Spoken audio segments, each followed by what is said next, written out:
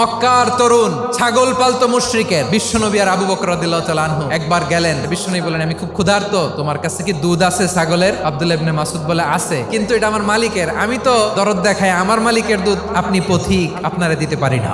বিশ্বনবী এইটা শুনেই তারা টার্গেট করে ফেলছে। বিশ্বনবী বলেন, আচ্ছা ঠিক আছে, দুধ দিও না, কিন্তু এমন ছাগি আছে কিনা যেই ছাগির সাথে কোনো ছাগলের মিলন হয় নাই, তার ওলানে দুধও আসে নাই, বাচ্চাও নাই, এরকম ছাগির থেকে যদি আমি দুধ খাই তাহলে তো সমস্যা নাই। বলতেছে, এরকম ছাগির থেকে দুধ খেলে সমস্যা নাই, কারণ এরকম ছাগি ওলান থেকে দুধ আসবেও না। বলতেছে, ঠিক আছে, এরকম একটা ছাগি নিয়ে আসা হলো। বিশ্বনবী বিসমিল্লাহ বলে ওই ছাগির ওলানে হাত দিলেন। হাত দিতে দেরি, পুরো ওলানটা দুধে ভরে যেতে দেরি হয় না।